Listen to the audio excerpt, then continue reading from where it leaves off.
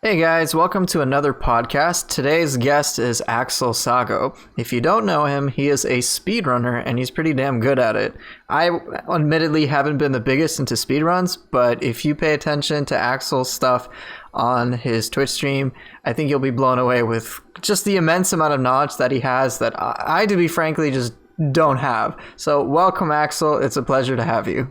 Okay, thank you for having me.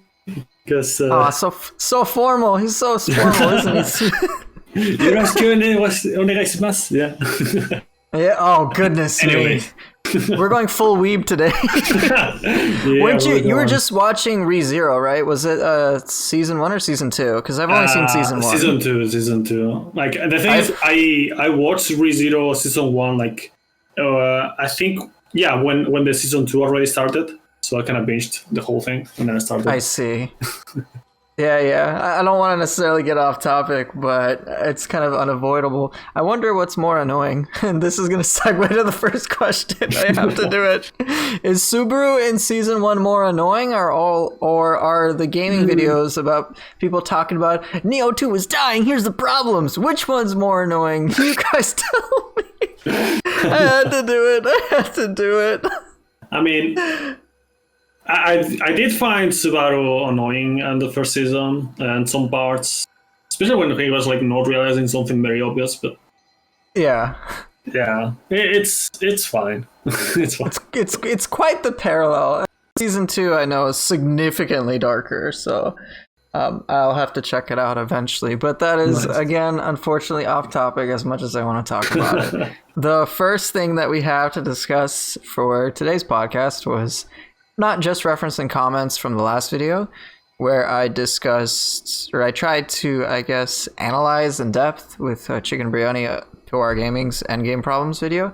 This time is another YouTuber. His name is Onos Gaming, and he made a video which I think more or less was titled Nioh 2 is dying, or is Nioh 2 dying? So Axel and I are going to talk about that as aside from a whole bunch of other stuff. So Axel, my first question to you is, what are your overall thoughts on that video? What did you feel that it got right? What do you feel like it got wrong, or just anything in between? I think it got some stuff right, but I think the thing that I disagree the most with is he's focused a bit too much on the builds and really end game stuff. That, like just grinding for having an optimal build. Maybe it's just from my point of view because I don't really do that, but I don't feel like that's the main thing of this game. Right. I will agree with that. That was kind of my biggest contention. I think at least for the first half of the video when I saw it, I kind of got this vibe that it's just like this doom and gloom, like the game is just destined to fail because of lack of endgame content and builds and the lack of the abyss. And I'm gonna piggyback off what you say. This game isn't strictly about builds. Yes, everyone's gonna kind of have one to some degree. I have one that's based on allowing me to do as many attacks as possible, but I think one overall major issue I had with it is just evaluating the game strictly in that way. There's a lot of technical aspects, and just because you don't necessarily have endgame abyss content where you can do a bajillion floors, it doesn't mean that there aren't all sorts of many things that you could do in a game such as this. Yeah, I agree with that. Like, there's this thing about the end goal of the game. I do agree that it doesn't really have much of an end goal, but I don't know. You can always make your own goal, right? I agree. I do. I think this is going to seem a little weird maybe coming from me, but I think the goal of games is to have fun. Well, what? Yeah, man, it's a radical concept. Having is it fun. Not about like suffering until resetting all over again, like the run? No. Come on, man. You gotta have fun in your games, not just work. Yeah. But oh, why am I like this? Yeah, but I think, in all seriousness, though, I think just turning a game into almost a job kind of defeats the purpose of it being entertainment. Anytime you mix something that you actually enjoy and turn that into a job, it's just not going to be nearly as fun. And I think overall with Onos Gaming's video, so again, like the first half where he's focusing on grinding all sorts of loot, having these start stats, but no like real purpose to them. Like, well, this is a game. There's other things you can explore. Nioh is very good about that. Yeah. That's where players such as myself, players such as you have found a unique way to enjoy the product that you bought. You're quite proficient with the speed runs. I focus more on like trying to turn this game into the next Ninja Gaiden or whatever. But they're just different ways to approach the game. And I find that with YouTubers such as him and Piwar and probably just a lot of other content creators in general, they just look at this game from one specific avenue. And then they evaluate it based on that really small...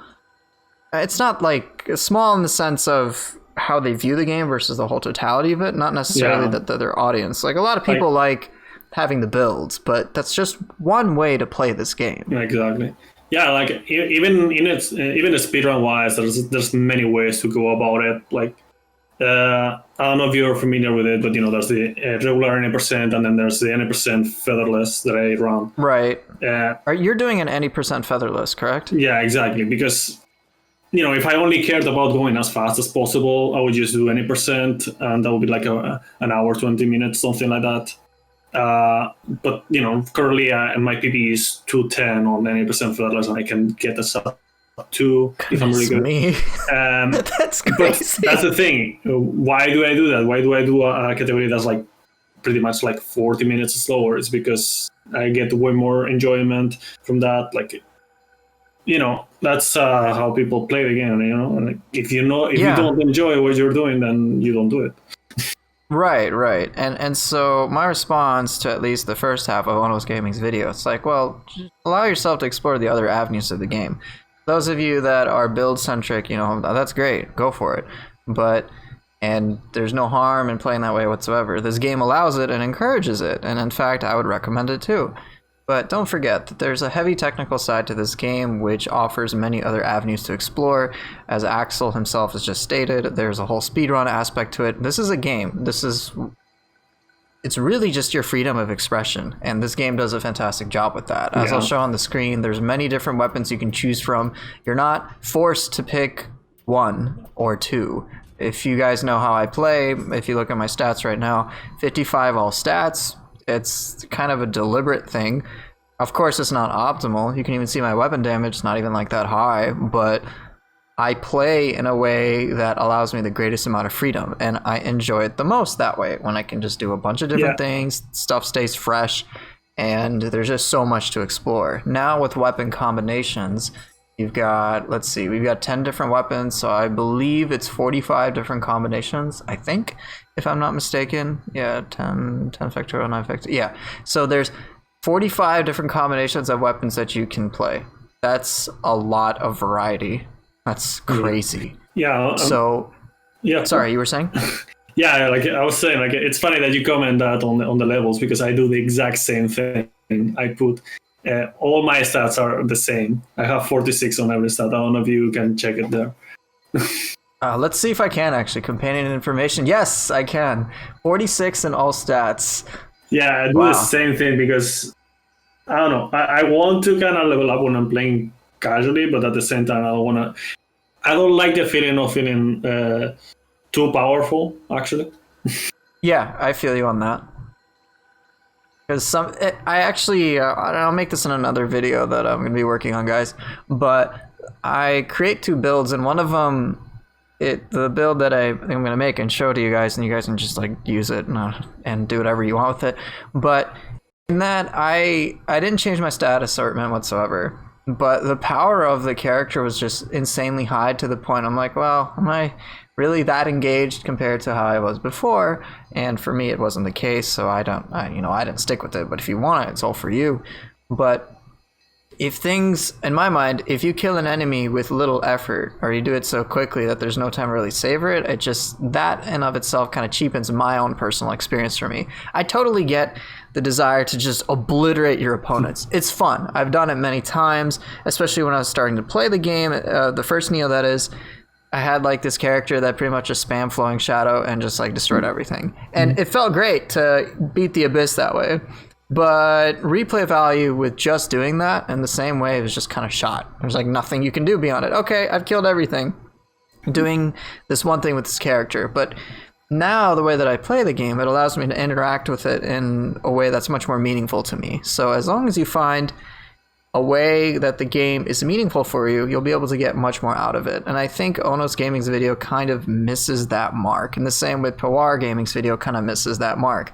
You do the game, you complete all the content, and yeah, it's great to beat it, but it's almost just like you tick a checkbox for like achievements or something. Like, great, you achieved it, but what about the whole journey and all that fun other prospects that go into it? And I think that's probably my biggest issue. And so when he says stuff like, hey, I did like 15, 16 hours grinding Tsunama grinds, I'm like, was that really fun? Trying to get the perfect stats? I'm like, why would you put yourself through that torture? I think I spent like an hour and a half doing that for Soul Core, and I'm like, dude, this is the most boring shit ever. Why would I do this? I just want to play the game. I don't want to spend the time at the blacksmith or this or that. I'm like, if you enjoy that, go for it. But if you're going to put yourself through over like 24 hours of pain for perfect gear when you don't need it, then that's kind of on you. Yeah, exactly. Like, I agree completely with that.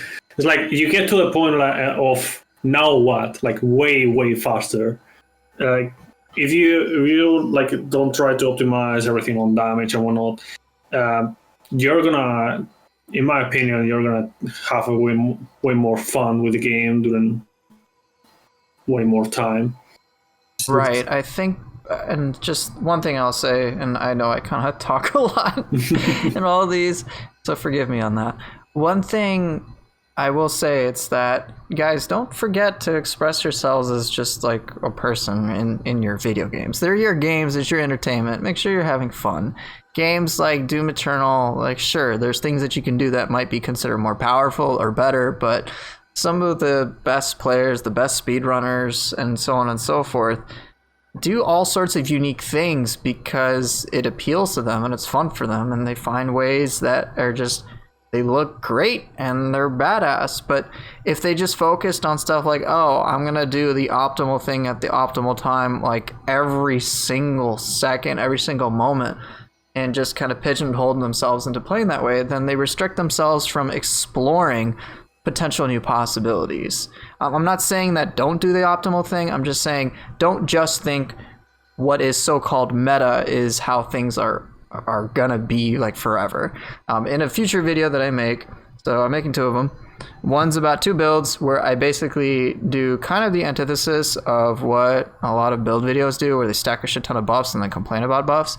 I basically make 2 characters without like any buffs. I think the only buffs I use are the ones that I've been using since, which are just heal myself and gain more Amrita, and that's it. So there's no damage buffs, no defense buffs that I don't naturally generate, and I succeed with them very well. And then the next video that I'm gonna make, why is this turning into an advertisement about my videos? I didn't mean for that to happen. Oh dear Lord. The other video is just gonna be what Axel and I are talking about. You beat the game, and then now what? What are you gonna do from there? How can you actually enjoy your game? So I don't know, why am I talking about this? I wanted to say, like, in terms of speedrunning, you know, since like that's my focus.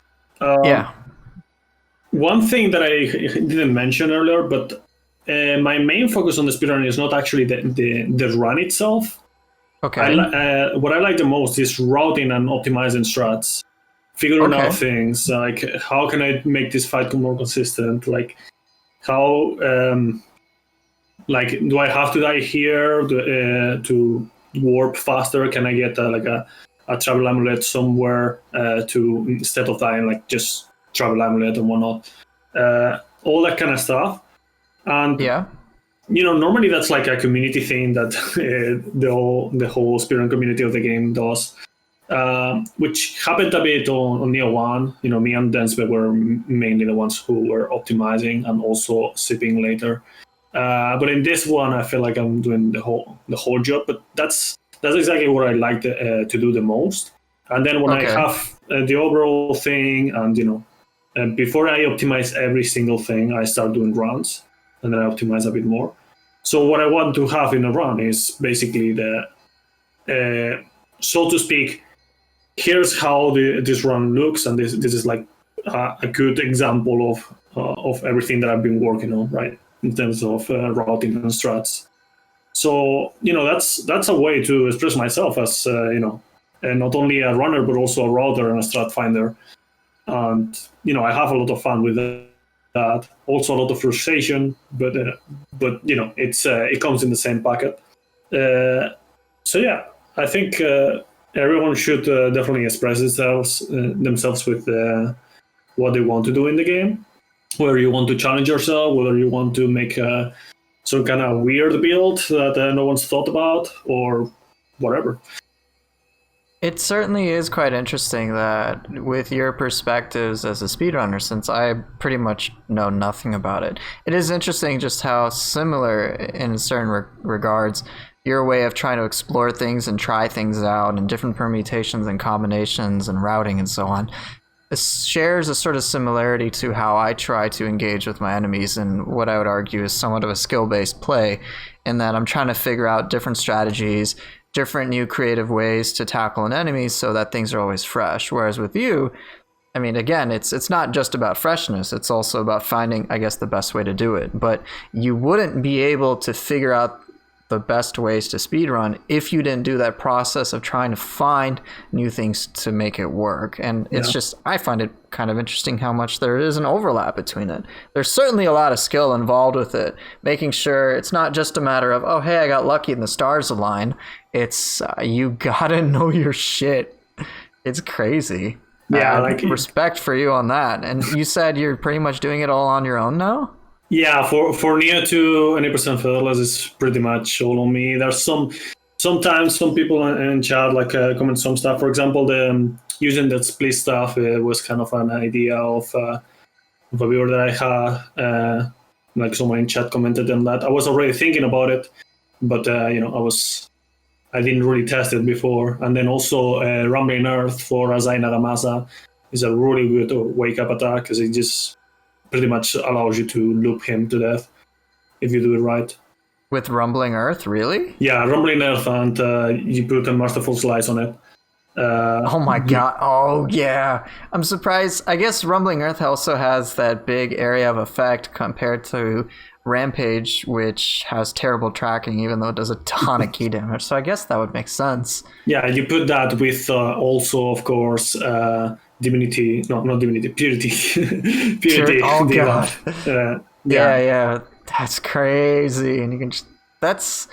I think I've seen... The times I've popped into your Twitch, I've seen you use Titanic Strength quite effectively against all sorts of dojo enemies. I'm like, I can't believe I never thought of that. Yeah. And here I am. Titanic Strength is actually really, really useful against human enemies. Just being able to go from high to low, fluxing and whatnot, and keep going with the Titanic Strength. For example, you combine that with Brute against Saikama Goichi, and there's very little things that he can do. Like every time that he rolls, you can just do the Brute counter, and you continue the combo. He can't get away from it, but you reduce his escape ways by a lot. That is remarkable. I mean, I've been fighting him recently with Tonfa Split Staff, but it wouldn't occur to me that the axe, which is slow comparative to other weapons, could almost unlock him to that degree just based on your knowledge of how he works. Like, that's really cool. That's impressive. Damn. Yeah, and also before I switched to split staff strats, I was using dual swords, so I was also doing the dojo adept of warrior. Okay. And I took the chance of, since it happened right before Tokichiro, like you get enough proficiency for that before Tokichiro, I learned Tri-Spark, and Tri-Spark is a marvelous wake-up attack. Yeah, because it has 3 hits as well. Yeah, it basically destroys Tokichiro.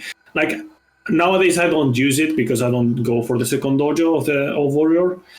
Okay. But yeah, it's very doable. It's still not a really tight fight or anything like that. But it does reduce the consistency. Which Tokichiro are you talking about? Tokichiro 1. For Tokichiro 2, I kind of power through it with... first I remove his key with water, and then when he's on the living weapon phase, so to speak. Yeah. I tried to do him again with water. I took the chance of, like, he's pretty much always going to do the red attack, so I counter that as well. And then when I feel like it's the right moment, I just pop Yokai Shift and I try to power through it. It's you know, at that point in time, you have a lot of they give you quite a bit of Amrita crystals, like I forgot the name of. That's fine. I know what you mean, like the stones and whatnot. Yeah. Yeah, he does have like. Go ahead. Sorry. Yeah. Yeah, so basically, like, I use it to power through some things that might not have much of a consistency otherwise, because, you know, he's going to power through a lot of attacks that you do while he's on living weapon, right? Right, especially fire form. Lightning form, he's pretty much just a punching bag. It's weird. I actually realized that quite late, when I was already doing quite a few runs, that he actually gets staggered quite often on lightning form, as opposed to fire. That's kind of weird. I guess it's more... Yeah, it is kind of like, weird. The attacks that he does for some reason have less hyper poise attacks. I don't know why that's the case. Yeah, it is pretty weird. I would have assumed that he would just have poise pretty much the entire time, since he's a yokai. Yeah, exactly. Like I assumed that, and I started doing runs, and then after a while I realized that it wasn't the case. Then again, it doesn't really it doesn't play into the speedrun if you do it properly, because he will be dead by then. But if it happens, then, you know, I know. It's kind of like, I don't know if this applies for Aquaman. Like, he's kind of this weird mix between human and yokai in terms of his AI. So when he's in... Yeah, go ahead. You've got plenty to explain on this. It's kind of weird. Like, there's quite a bit of RNG on that fight. But the way that I found the most success with is I'm using as much as possible Kasha core, the soul core. Okay. Because, you know, he's so weak to fire, and also buff my axe with fire. Like, I use axe for him. And just every time that I have enough of a time to punish him, I try to go for... if I have a small amount of time, I use Titanic Strength. If, for example, I caught him as he's transforming or, you know, entering the dark realm, I try to go for Heaven and Earth, stuff like that. So, you know, I punish him as much as possible, especially the key bar, so I can just, you know, punish him even more, right? But sometimes he's quite a pain in the ass. Yeah, he really is, because you might... It's just, I know the times that I fought him, it can sometimes be pretty difficult to keep him shut down because of, like we were saying, he functions differently when he's not in the Dark Realm. And when he's in the Dark Realm, just things, in terms of how his poise behaves, it's just kind of weird. Yeah, it's really weird. You can stagger him a ton when he's outside of the Dark Realm, and you can break his shell pretty easily. But then Dark Realm, it's like, oh, it's a whole different beast, and he's faster, and he's throwing out Kamaitachi at you. So yeah, it's just whenever you're attacking him, it's kind of rolling the dice whether you're gonna one, damage him, and two, like stagger him, because sometimes he will not stagger and not get damaged at all. So I don't know. I've had a few rounds where I was like about to kill him, and then I drop like either a Titanic Strength or some like a strong attack when he's like, I don't know, just one hit away, and he doesn't take any damage, and he kills me. So yeah, that's fine. Yeah, because of his shell, that whole shell thing. One thing I have found, and I don't know if this would be applicable for you, but I've recently fought him probably like a week or so back, where I tried split staff, and I don't remember if I was using purity split staff or corrupted split staff, but split staff kind of shut him down, at least in the human phase.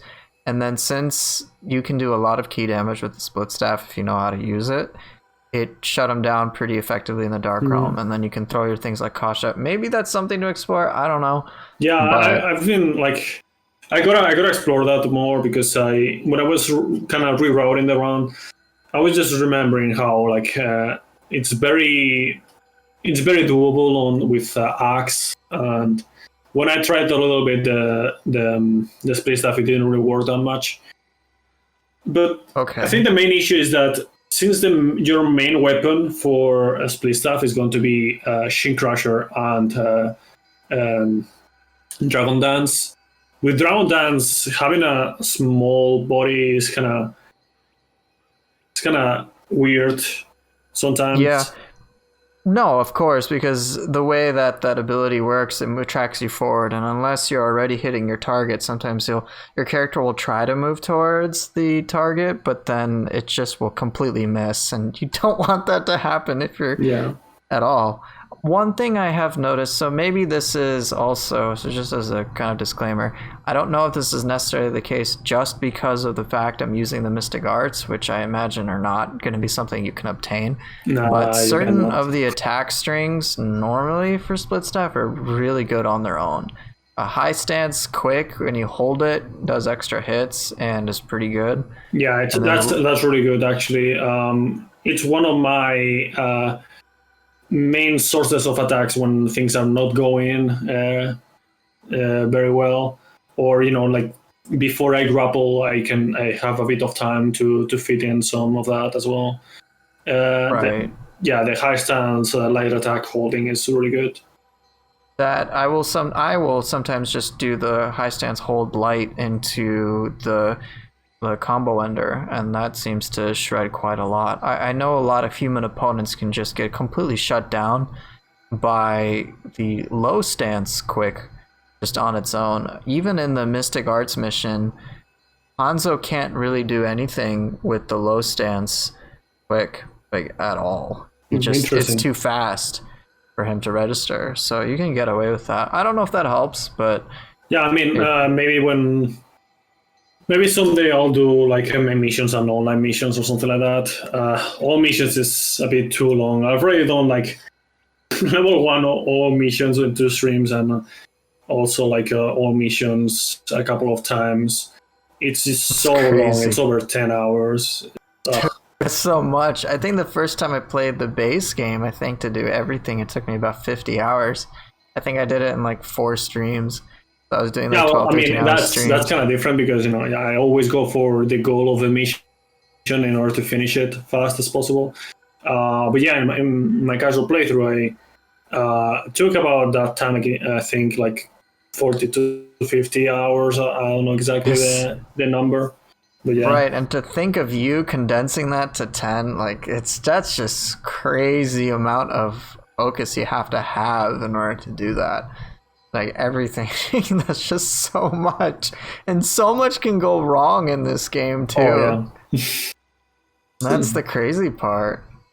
Yeah, I think once I tried doing a no death run, and there's just like random reason I died in region 2. I'm like, really? I handled everything, all the bosses and whatever, but then I get to region 2, and just before the boss, I hit a Yoki with confusion. But then he killed me. I'm like, are you kidding me? Damn. I'm like, well, there goes the no death run. I'm like, screw this. I'm not doing this again. Yeah, that's funny because in my PV, I have like, I don't know, you die intentionally on 3 times, because of routing reasons and story reasons. But apart from that, I think I died like 10 times or something. That just tells you how unpredictable some stuff can be, right? Saito Ishitatsu, I think it's the best example that I can give. I've practiced that fight the most, and I keep dying to that one in runs the most. So Well, he or she uses the other two guardian spirits, but depending, what guardian spirit do you start with? Do you go with brute, because it's okay. it's easier to punish like pretty much everything at the start and also later on the human enemies. Like basically, I use the brute counter to set up the pillars of water in an Enva fight, for example. That's okay. It's really useful. Like it basically right at the start, I have a pretty much guaranteed on the first part of the fight before he even goes into dark phase to just drop him to 50%. Oh my goodness, because you hit the pillars and get the water buff or debuff on him. That's crazy. Yeah, I use purity from like on the where you get the like above the key. Yeah. There's a chest. Oh, that chest. Yeah. It has a magic skill points or a magic block. So I use that to get purity, and then with purity on water, I confuse him. And then as soon as he starts getting away, I use Mizuki, and that deals a lot of damage. Oh my god. Yeah, that sounds like it. That's crazy. Wow. But the reason why I asked about the brute, I assumed it was brute, but with Saito then, Yoshitatsu, you've got to fight arguably the most irritating forms. Feral is just probably a nightmare, and then Phantom is a nuisance. Yeah, I think Feral is... Depending on the situation, if you start well, the Feral is not much of an issue. Like, I drop his key really, really fast. Okay. The issue is when I start badly with Feral. Like when you start like on low key and low health or something like that, it's just gonna follow you and punish you super fast. So it's really, really easy to die in that situation. And with Phantom, it's so easy for him to just combo you to death.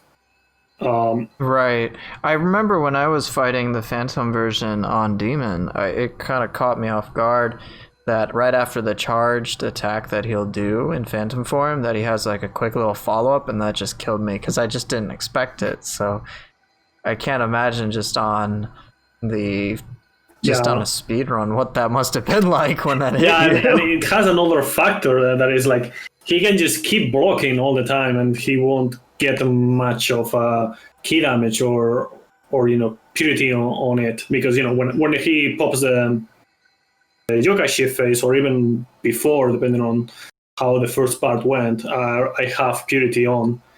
So my main goal is to try to not only lower his key but also apply purity to him. And if I'm in a good position, I can also use Mizuki to get rid of the last part of the Yokai Shift. Okay. Man, there's so much complexity just even hearing it from you.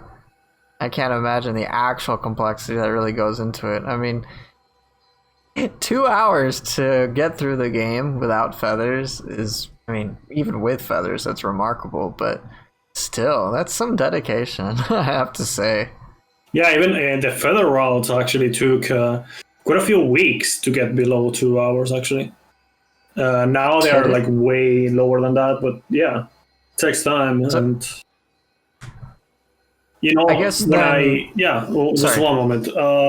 Sure. When I started running Nioh 1, the main goal the first couple of months was getting sub 2 hours as well. And now the game is like on a level 1 run of all missions vanilla.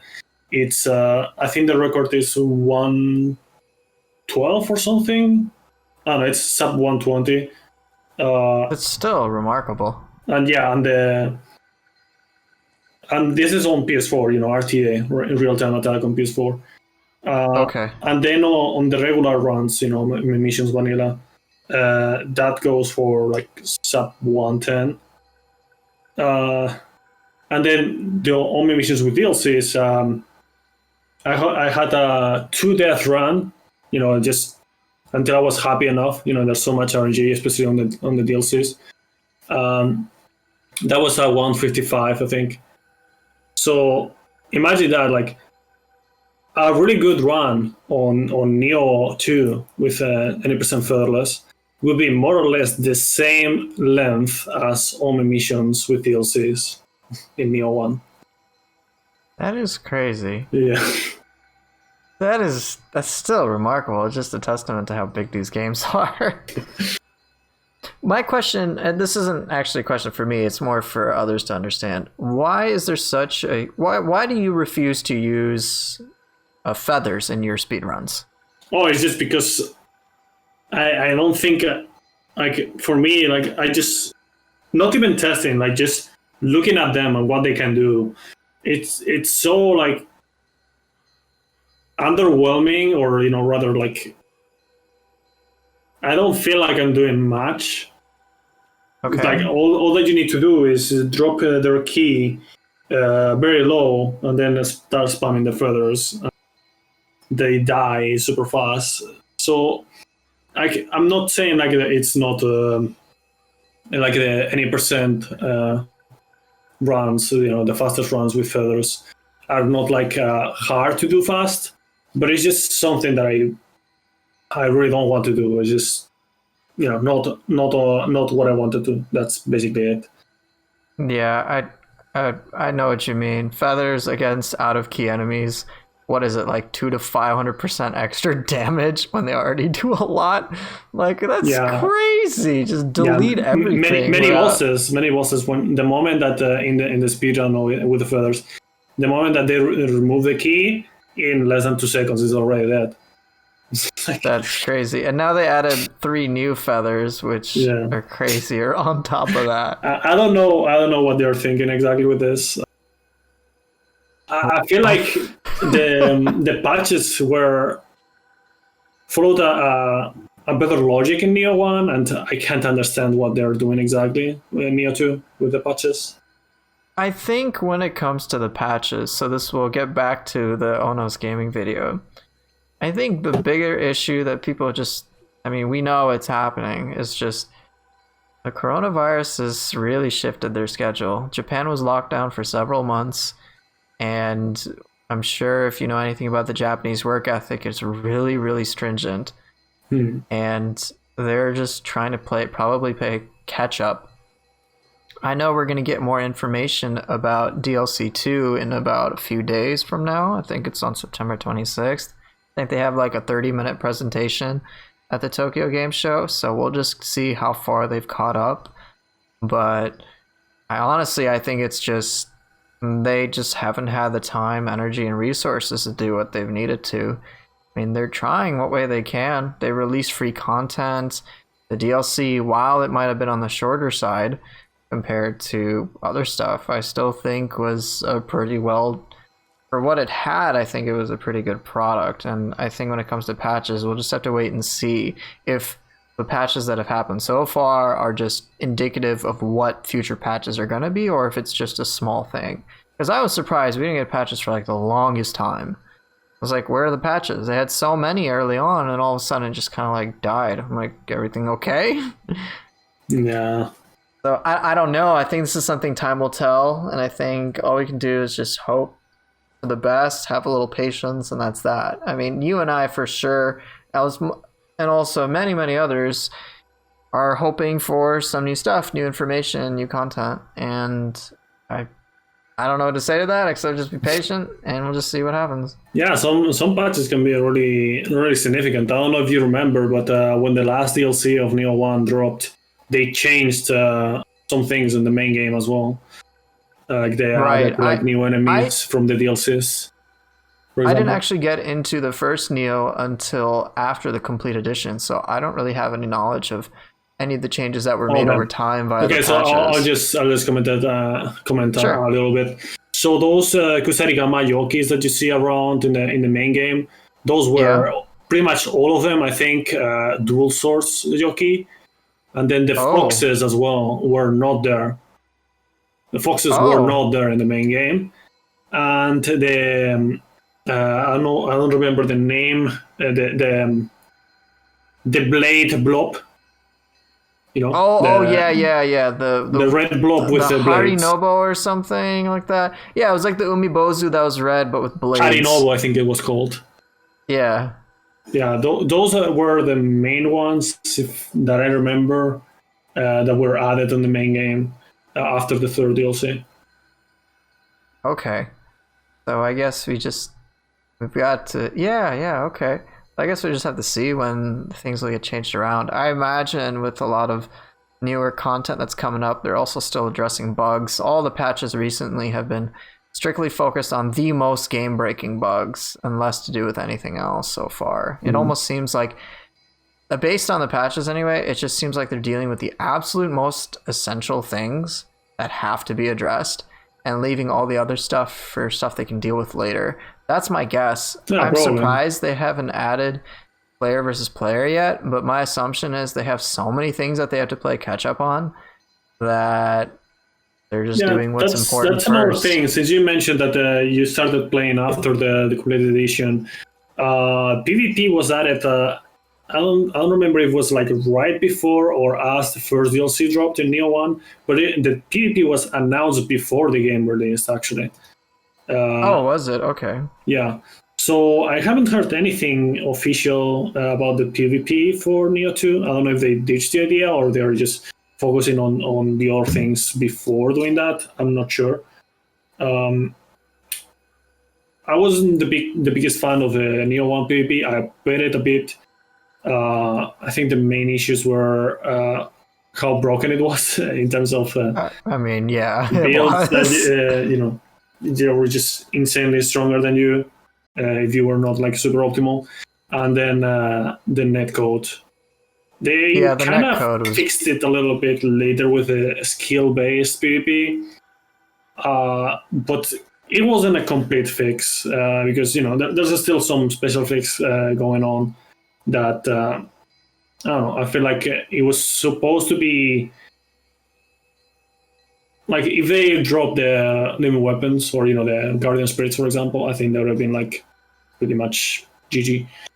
I know what you mean, though. It was anytime I did skill PvP, it was like, well, you can still do quite a lot of cheap stuff. Living weapons was. There were certain weapons that clearly were better than others if you knew how to use them. I remember Soothsayer dueled me in PvP, and he just demolished me without any armor and just an Odachi. I'm like, okay, I got my butt handed to me. So it was just things like that, how certain weapons just clearly felt superior. But one thing I did like about PvP, and actually doesn't have much to do with PvP itself, but is how the PvP kind of introduced, or I guess almost forced, certain balance patches to happen. Yeah. And that greatly affected the normal game. So I was happy about that. And that's actually why I want PvP to be brought, is so that more people can notice some of these issues, and that way it just will get on the radar for those who make this game. Yeah, PvP definitely makes things, the things that are like not balanced or that need to be addressed. They make it more noticeable for not only the community but also the devs. Right. I think, speaking of which, the one thing that I will agree with on the video, or one of the things anyway, was I think there was like two major things that I remember, and there might be different ones for you as well. But when it came to Onos Gaming's video, I think one of the things that did actually impact me was, one, I kind of hope for some more meaningful communication between us as the players and the game developers in some capacity. It doesn't have to be much. It doesn't have to be too detailed, but I certainly think that having kind of the stuff that they have on social media, like, oh, hey, what'd you do here? Or what'd you do there? For like, it just kind of is off-putting. I'm like, it's great, but it's like, I can tell you, hey, this is what weapon I used. Kind of weird, honestly. They feel really weird. Like, I feel like they're trying to engage the community a little bit. But I don't know. I feel like they did even with less communication. It felt like it was like more connected to the community on the first game. I guess it's maybe because of the coronavirus, but I don't know. It feels like it was a bit more addressed. More they were listening a bit more in the first game. It feels like. I see. Okay. Yeah. Then again, like, of course, as a developer, they can never just listen to the community and just make the whole thing nor like should completely they. different, right? That's also what I remember them talking about that exactly. Like they made some kind of PowerPoint presentation about how they address the feedback and whatnot with the first game. So yeah, I feel like with the same approach, like they learned that works. It's a good formula. Like just keep the essence there, but listen to the community and just make good judgments out of it. And yeah, I think the more communication between the community and the devs, the better. And yeah, just take into account that not everything that the community says is going to be an actual action by the devs. Right. I know for me, if they have, this is kind of what I'm hoping for. So they can make their game however they want. I just kind of want to know what their vision of how they want their game played is going to be. Now, from my assumption, it's pretty much like, well, they don't have any specific exact way to do it, but what seems to be overall their vision is for players to be using as many tools as possible and do a bunch of different things. Certainly not one-shot build. That much I'm pretty certain they don't intend. My evidence for this is the fact that they nerfed the #1 clan that pretty much every build used, which was the Honda clan. They nerfed the active skill damage boost that it gave.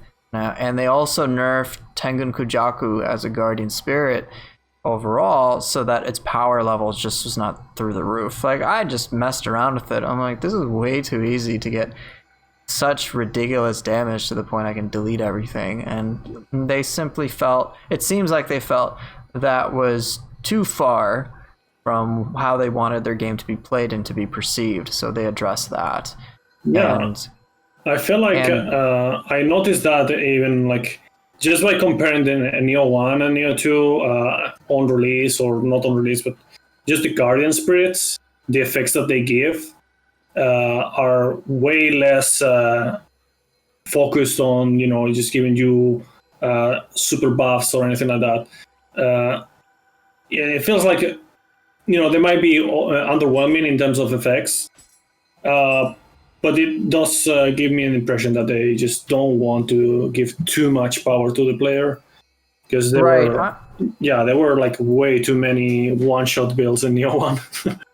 Yeah, I mean, then again, in Nioh 1, you had the issue of pretty much getting one-shotted anyway, so it was like, well, either I kill a target quickly or I die real quickly, so I understand that. But it is interesting, if you look at the 4 most recent Guardian Spirits, which I have on the screen for anybody that's watching. So Mizuchi came out with the online missions. Now, if you take a look at its stats, there's no like raw damage thing on it.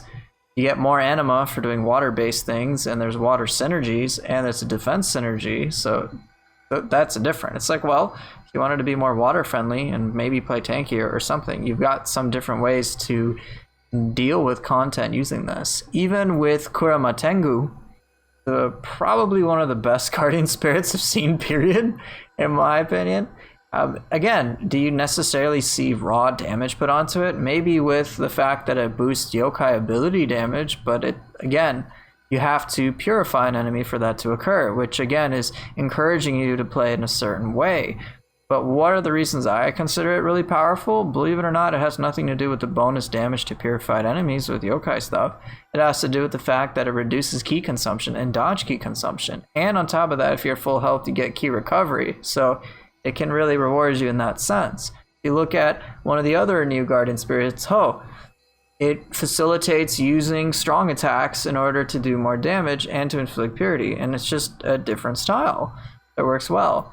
Blue Dragon, the most recent of the bunch, is different this time around compared to how it was in the first Nioh. please bring wind and earth back or something. I miss the wind element more than anything. But Blue Dragon now is a lightning-based guardian spirit, and there's a lot of synergies devoted to that. You got the shock accumulation, you've got the electrifying bonus damage against electrified enemies. So it's different from, say, hey, here's just a generic damage boost. Even with some of the guardian spirits that do provide a damage boost, they are overall conditional. Atlas Bear gives you a damage bonus for based on how your key levels are. The lower your key, the more damage you get. It does have the 5% bonus melee damage, but this isn't like Kato from Nioh 1 where it's like, all right, get like 25-30% damage to everything. So what was the trend with many players? Living weapon Kato, like all the time, just all the time. Oh, it does the most damage. Yeah, I feel like it's a good way to go about it, because in Nioh 1 they just put your benefits on the face, and you just get this and use it, right? But in this one, it feels like they are trying to make you a bit more work into that, right? Make it more active, which is one of the things that I was kind of not necessarily complaining, but I was kind of missing in terms of overall special effects. Like there's a lot of things that are just improvements to either your damage, your key damage, or whatever. Instead of something more like the set that I really want, that I really like using, which is the Rhine Maiden set. You have a life recovery and purification, for example. That's an active action, and I think it's pretty nice. Other stuff like that, like you have to actively do something in order to get that benefit instead of just getting it and that's it. Right. I like it when the game basically is encouraging me to be more meaningfully engaged in the game. But like you said, with the Shrine Maiden set, life recovery and purification, I'm like, oh, that's really cool. I'm adding a further layer to something that I would just do normally, and I'm being rewarded for it. I like little incentives like that. In the same way with how the new demon difficulty incentivizes you doing things like burst counters and grapples and final blows. Normally, on the earlier difficulties, it's like, well, what's the point in doing almost any of those when I can just power through it? It's like, well, higher difficulty, there's new mechanics that you should use to help you deal with it, and you can still play how you want, it's just a little bit more difficult. I'm like, that's great. This is a meaningful step. Now I actually make sure to go for grapples and do final blows on bosses whenever possible. I think it's good. I think it's great that they're encouraging the use of more mechanics to be more engaged with your fights, as opposed to, oh, okay, let me just press one button and trivialize the entire game. Yeah. I think that's one of the biggest improvements compared to Nioh 1. Like, just with burst counters and Yokai Shifts, like how they work, I feel like you get the feeling of what they're trying to do. They're trying to make the player more active on what's going on with the enemies. It's really nice. It is really nice. You did just mention Yokai Shift, so this was another thing I actually agreed somewhat with Onos Gaming on. I like the concept of Yokai Shift. I really do. Let me see if I can show it. I really like the concept of it, but one of the issues I have with it is that it can sometimes feel very limited.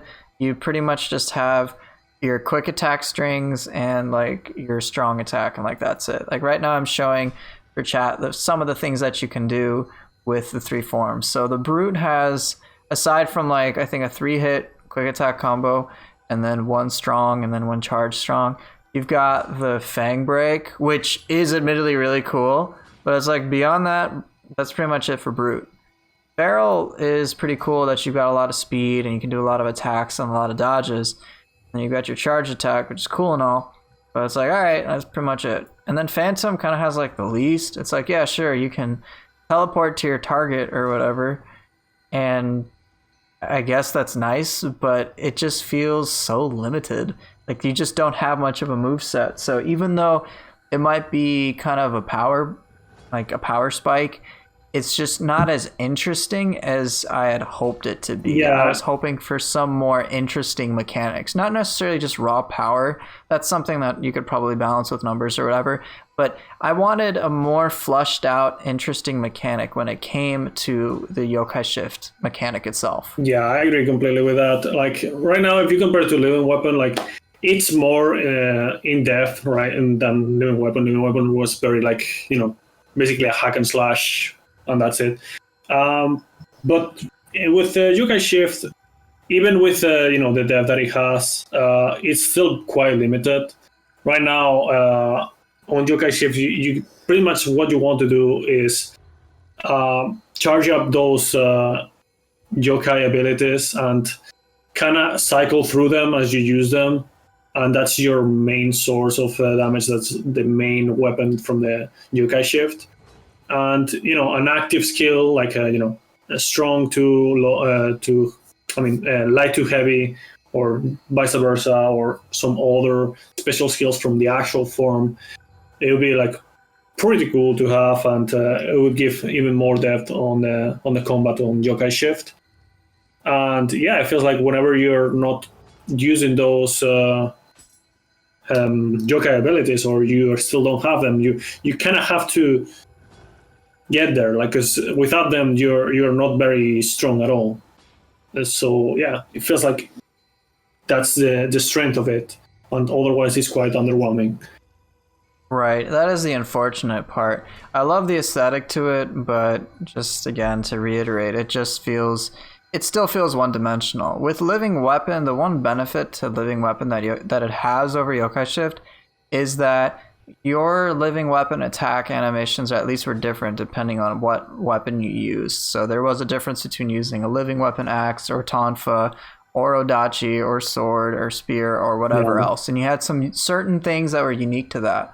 I kind of wish there was some variation to Yokai Shift as well, based on what you were doing, whether it was maybe your armor class, or more realistically, just what weapons you were using. If there was some meaningful interaction with that, I don't know, just something. But just having 3 forms versus, say, having, 7 different Living Weapon forms, it's just, on the surface, people are going to feel that, hey, there's just a lack of diversity. And yeah, cool, I button mash, and that's it. And unfortunately, this is one of the reasons why people just treat Yokai Shift as like your get out of jail free card. Like, okay, great, I didn't die, but I don't really care about Yokai Shift beyond that. Yeah, like, that's a shame. That's another mechanic that we kind of like left aside. But also the mechanic of, instead of you doing a regular grapple, you use the Yokai Shift grapple.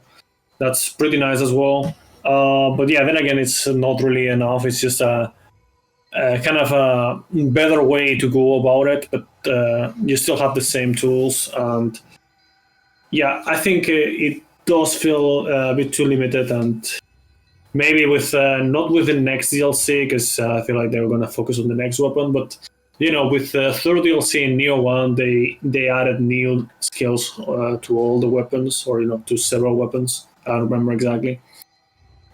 So they could do the same with the third DLC of Nioh 2, and then also give a bit more depth with those Yokai Shift.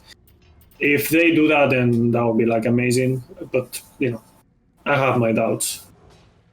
Well, one thing that gives me a little hope, and this was completely unexpected. So for the first DLC, they included the new samurai skill, Sacred Bird Cry, right? Oh yeah. Which, that's really cool. I'm like, whoa, you've got... I mean, it fits so well based on the overall, I guess, story and whatnot, mechanics of the game. You've got a samurai skill you can assign to any weapon in any stance. I'm like, what the hell? This is awesome. So certainly unexpected. And when I'm looking at the samurai skill tree, I see the placement of this and I question, like, why is it in this spot? I don't understand. And a lot of the hidden skills that have been unlocked, like Sacred Bird Cry, or if we look at the sword and the new skill, where is it, Kurama Sword Dance, the position of these abilities doesn't really make any sense to me sometimes. Like, why are they in specific spots? Why are they all the way out here? I mean, there's some correlation between, for example, if you look at the axe, the new ability Spirit Storm, it's a mid-stance thing, so it's kind of in the mid-stance side of skills, so that kind of makes sense. But it's just overall, why is it in this exact specific position compared to other spots in the tree? So with that in mind, I see Sacred Bird Cry, and I have the same questions, and I think of, hey, there's a bunch of nodes that aren't filled. Are they going to get filled? I would love for it to be filled. Like, why does it look like it'd be filled in these spots? Now, take that idea into the Shiftling tree, which, while it is filled out quite a bit, isn't nearly as filled up as, say, the Onmyo Magic tree, which is, like, ridiculously filled up. So, for example, I don't necessarily think we'll get that many things for the Onmyo Magic, but when I look at all the empty spots in Shiftling, I think that there is at least potential for quite a lot of things to be added. I don't know what those would be, but hopefully they're pretty game-changing. So to kind of conclude my overall thought with that, some of my viewers have speculated that DLC 2 might include stuff like Shuten Doji in his prime, so stuff like that. And then with that, coupled with, I forget the DLC tease, there's some speculation that we might be dealing with more Shiftling-based mechanics, especially with some evidence that, hey, we've got a Purity-based Guardian Spirit, so it stands to reason we'll get a Corrupted-based Guardian Spirit for the next DLC, which would pretty much fit with just this whole idea of an expansion of yokai mechanics, at least. So that's kind of the hope I'm holding on to. Again, I understand your hesitancy, but any of the new stuff that the developers have put forth have overall been just, they knock it out of the park. There's some new skills that are overall pretty good. Like, some do suck, like Spirit Storm sucks, but Kurma Sword Dance, you've got Sacred Bird Cry, you've got Triple Threat, like a lot of these abilities are just, there's no way you can anticipate the creation of these abilities whatsoever. Like, even if, like, all the players that I know are like, these are all great, we love this type of stuff, but there's no way we could have known something like this could have happened. So I'm still holding on to some hope that whatever they create and continue to create for things like DLC 2 and DLC 3 will be really good.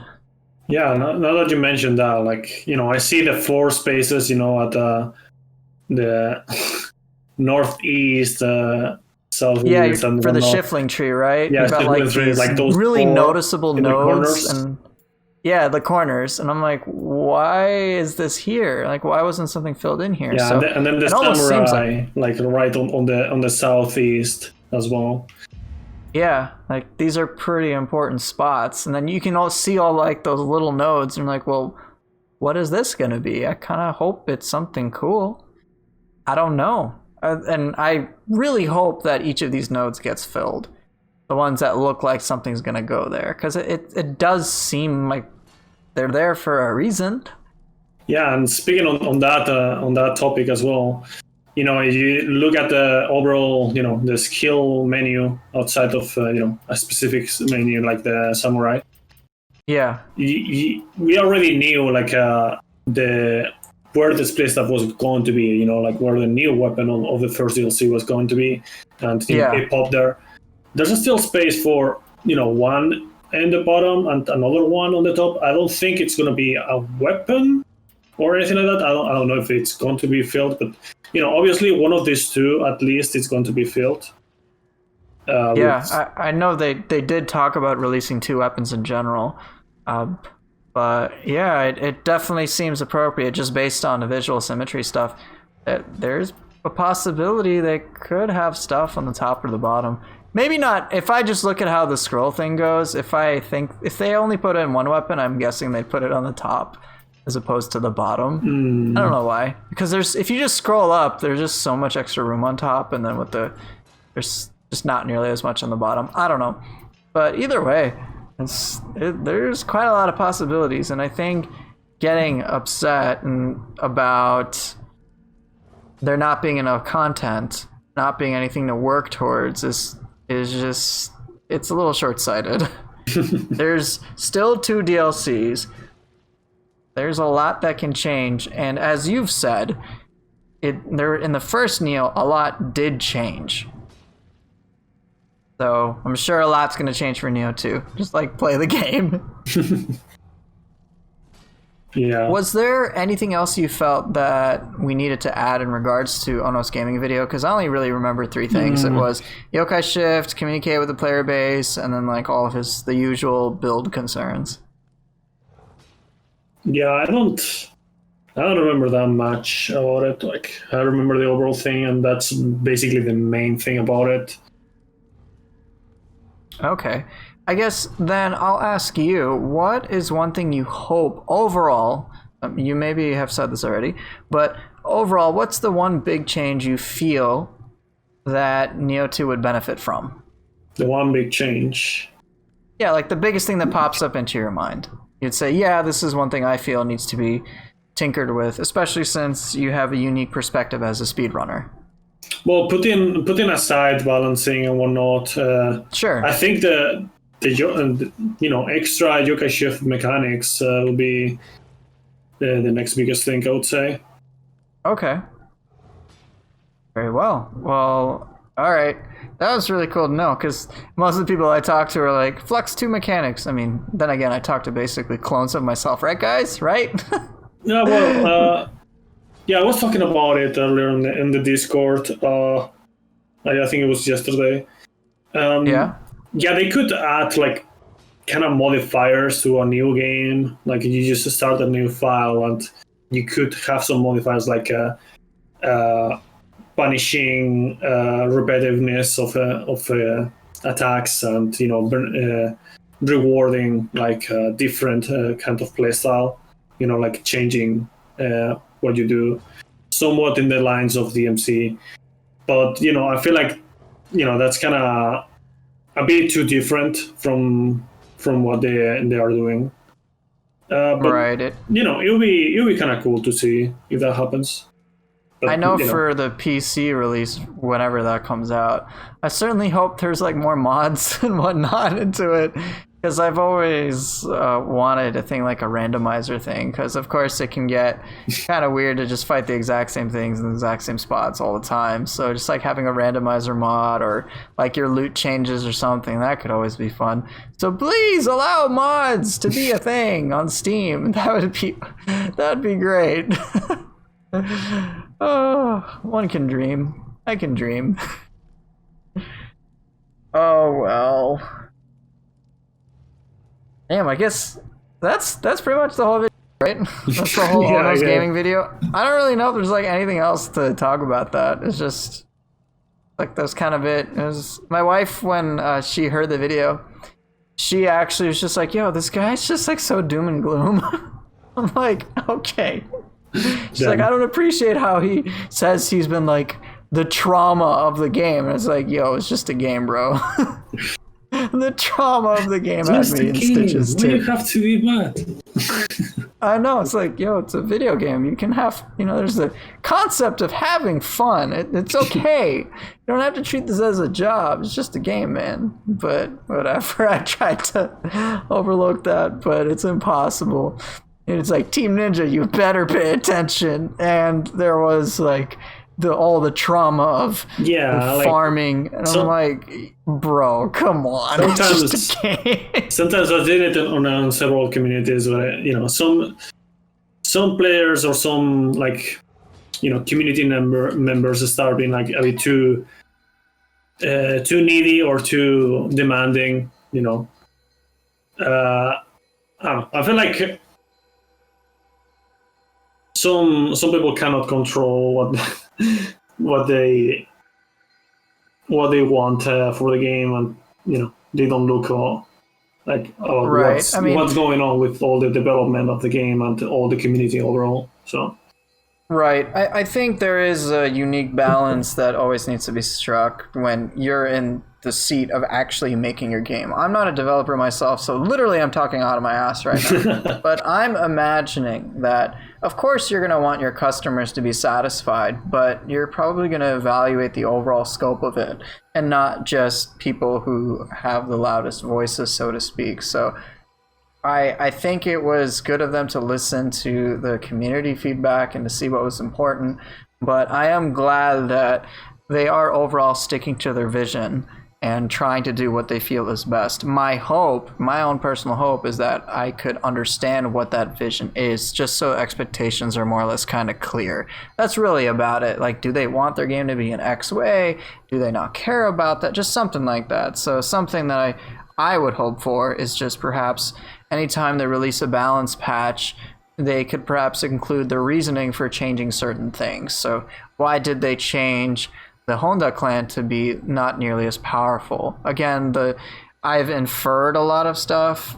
I assume it's accurate. It's probably not. But I've just tried to make inferences based on their patch notes. And I would just prefer to be told, hey, we nerfed it because of this reason. We want players to be able to do this. So in light of that, here's this next change. Yeah, just like simple things like that. I'm like, oh, it's very clear. Yeah, like the notes that they have are pretty extensive, and they do their job really well overall when they release a patch.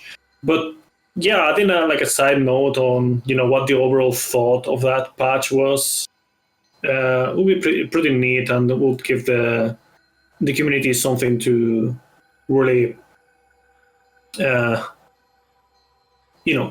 what's going on, what they're thinking about, like what the direction of the game is going to be, and maybe give even better feedback with that. Right. I just want to know what's in their heads, what their general philosophy is, and then they're the ones that are making the game. It's up to me to decide, hey, do I like the product or not? If I don't like it, then I just don't play it. It's that simple. No. But I'm not going to try to mess with someone whose it's literal job and it's their livelihood. If this is the product that they want to provide, I can just say, and it's, whatever. I'm not going to try to fight them over it. It's not like my job's on the line. I'm just a customer. So I think in general, people need to be cognizant of that. Have a little empathy for the people that have worked so painstakingly hard at providing a game. And in all honesty, they don't have to do jack shit. Okay. One of the major issues I have with with the YouTube content creators, this isn't again against players. Players play however the hell you want. None of my business. But with content creators, there's just this over tendency to treat this game like, I don't know, Destiny 2. I've seen that comparison. That's what Onos Gaming actually did. He made a comparison to Destiny 2. I'm like, dude, these are two completely different games. Yeah. Nioh is pretty much just like one and done. Here's your story. Here's some gameplay. Like, that's it. It's not like Activision Blizzard or whatever, who's just like, all right, let's just throw out 3 breadcrumbs of content every month and then charge $40 for it or whatever garbage they do.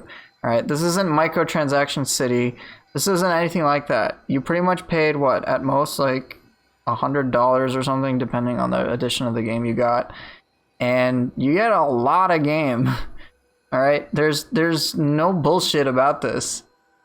This is just very much a story-based game, and constantly drawing parallels to other games that require online subscriptions, like World of Warcraft, or games like Path of Exile, which are pretty much just constant release type things, is kind of again doing the same disservice to Nioh as the moniker of Souls-like. You can't just view Nioh as your traditional RPG like Diablo or Path of Exile. You can't view it as your traditional FromSoft title like Dark Souls or Bloodborne. There are natural similarities, don't get me wrong, and there's clearly elements that are inspired.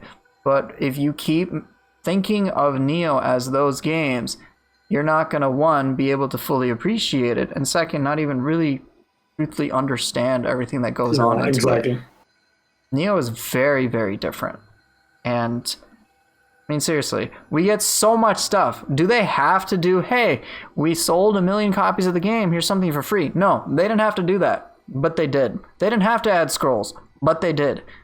That's great.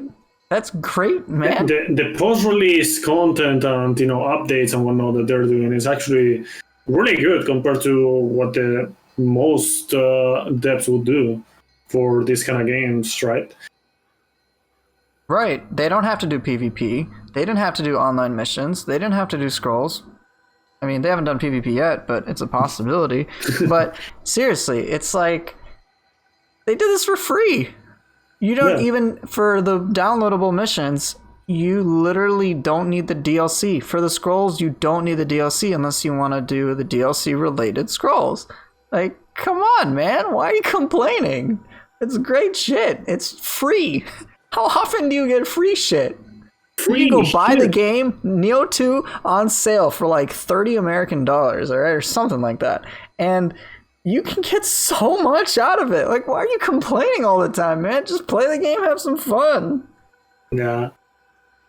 That's like one of the biggest issues. Like, the game has problems. We all get that. But, like, come on. Do something more than just clickbaity, outrage-inducing type of videos. Like, I have to be honest. When I see titles like, Nioh 2 is dying, I'm like, really, man?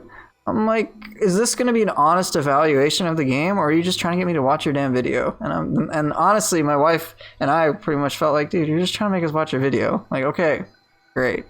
But in terms of actual meaningful discussion, it's just, I just find a severe lack of it.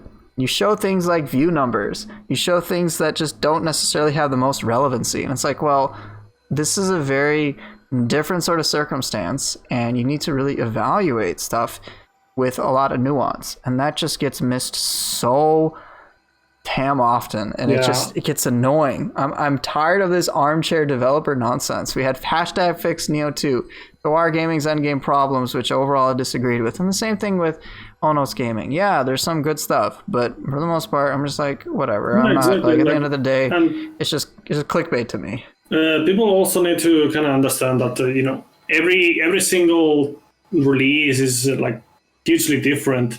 Like the situation that they were in Nioh 1 is completely different on the situation with Nioh 2. Different games in the same period also came out, and there was also the coronavirus and many other things that is just, even with similar games with similar targets, have very different situations. So they cannot be treated with like the same way, right? Yeah, I agree. I totally agree. So I think last thing I'll say is that take some time, scratch the surface, do a little digging. It doesn't have to be that much. Just do a little digging and appreciate the game for the various things that it has. Don't need to bitch as often as I do, okay? Okay. Oh, man. Woo! You want to play a mission so you can be completely focused, or what? Yeah, sure. Let's do a mission. Just do a mission. Preparation's complete. What weapons are you going to use? Man, I'm such a complainer. Like any weapon that you want except for Kusarigama and hatchets. Okay, fine. No Kusa hatchets, fine. I'll just do sword split staff or something. I don't know what I'll do. I'll do something. I haven't touched like a Tonfas in a long time. Dude, Tonfa split staff completely shuts down human opponents. It is obscene. I'm not even joking. There's so much combo potential with these two weapons. Yeah, I guess I'll do Tonfas on Odachi. Like, basically weapons that I don't really touch much lately. But I know with Tonfas, at least for speedruns, you kind of need the mystic art to make it really well, like, worth using. So I don't think for speedruns it would work as well. Nah, sadly the Tonfas had never really had any kind of relevance in the speedrun, either on 1 or 2. It's so sad. Odachi did have a bit of a relevance, especially on level 1 runs, but yeah, not much of relevance in... Here, there's a scroll. When I open this up, try to murder him. Oh, shit. Is this gonna be a hyper armor, idiot? Nope.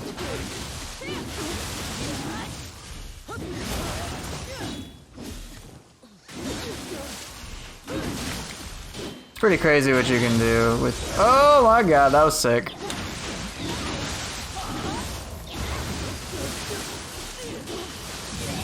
Dude, this guy is dead. Oh, my item box is full. God damn it. Nice. Okay, fine. I'll get rid of a scroll. This is why I gotta do damn inventory cleanup. What scroll do I not care about?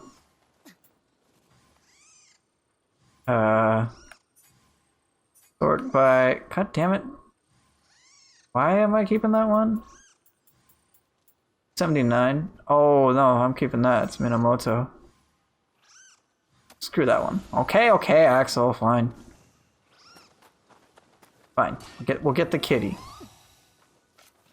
I'm gonna pet the kitty. Alright, here we go.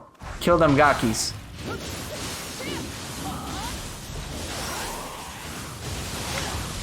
Oh, okay, go. Use Ippon, do things. Alright, what we got? Yo.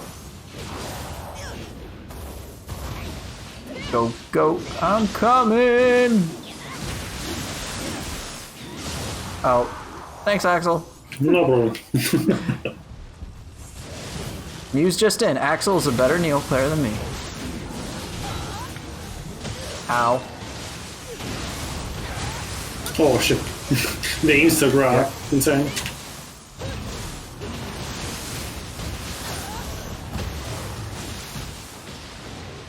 Doot.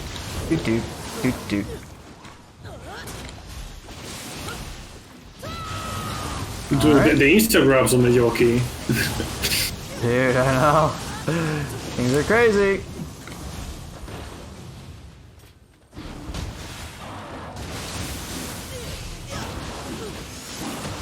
Bop, boppity bop, bop.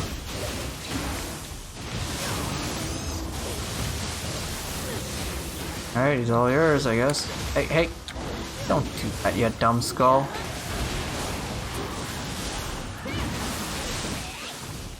How about? Oh! Holy Yatsun Okami. Yeah, I didn't change my stuff, so... It's been a long time, huh? Oh look, I broke his horn, what a surprise. Really? Did I just miss that garbage? Fine. Alright, let's confuse this punk.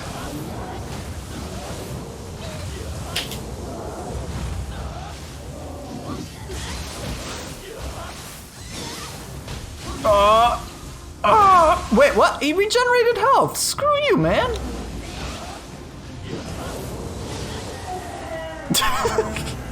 Okay. He regenerated health on me. What the hell, man?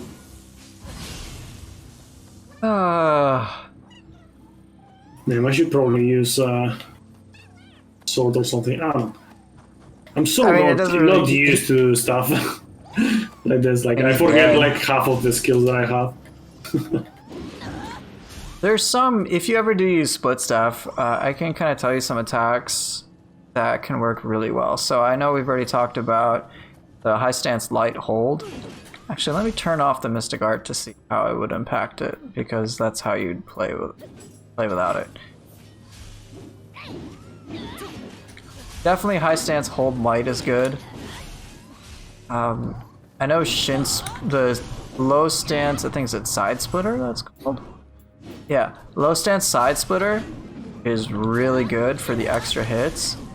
And if you happen to be able to learn evasion cancels, for whatever reason, you can do some pretty crazy stuff with it too. So that might be something to look into, is just side splitter for split staff is really, really good. And high stance light hold, low stance light hold.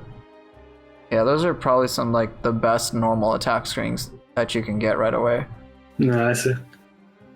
I don't know, it's just, you know, you get used to like just living with a bare minimum for the speed. Right.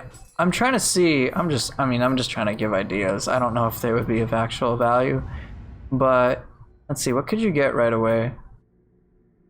Okay. Yeah, basically, You said you. on the Sorry, go ahead. speedrun, and this for the split stuff, what I get is first Dragon Dance, then Shin Crusher, and then as a backup, I get what is it called? Seesaw Strike, is it? Yeah, Seesaw Strike, that's the high stance thing, right? Yeah, those are things you can get right away. Dragon Dance, Seesaw Strike, and then Shin Crusher. You said you do the first Novice Dojo mission, correct? Yeah, the first one, yes, because it allows me to do Flux too as well, and unlocks most of the skills. Right. So then you can get Side Splitter, which is really good. You don't really need Ebb and Flow. Radiant Moon, not necessary. Twin Phoenix is actually quite good. You can get rank 2, okay. But you only really even need rank 1 of Twin Phoenix for some crazy pressure. I like to do hold Twin Phoenix, just rank 1 a lot. The way that when I started getting the split stuff, on human enemies, I continue with the axe. Oh, I see. So it may not even matter anyway. Okay. Yeah. So with the axe, what I get is I start with Heaven and Earth, then I get Titanic Strength, then Rumbling Earth, and then Mud Spinner 2. Mud Spinner 2 is just basically for the Darabochi fight. Right, that makes sense. You get Mad Spinner. Yeah, Titanic Strength is just a really good ability. I do appreciate how the axe is a lot more powerful this time. Yeah, it kind of made me think, like, what if I went back to Nioh 1 and kind of try to make the route work with the axe? I wonder how that would be. Yeah, that is certainly interesting. Well, I guess that's a good place to stop. So, I don't want to necessarily keep rambling on, because then you'll just have me complaining the whole damn time. That's all I seem to do. Here I am. Hey guys, don't complain about things. And then I complain about things. Typical me. Typical me. But thank you so much, Axel, for being a part of this podcast. It was a real pleasure having you. And again, for any of my viewers, please do check out Axel's Twitch stream, which I'll link in the description. He's a great speedrunner. He doesn't just speedrun Nioh. He plays other games besides Nioh, unlike me, and that's all I play. So do check him out. He speedruns quite, like, most of the time, right? That's pretty much what you do on your Twitch? Yeah, pretty much. Yeah, definitely check him out. And yeah, thank you once again so much for being a part of this process. No, thank you for having me again. All right. I guess any last words you got before I terminate the podcast? Poofy-chan, kawaii. Okay. This it's over. It's over. Thank you guys for watching, and we'll see you guys next time. See ya. Bye.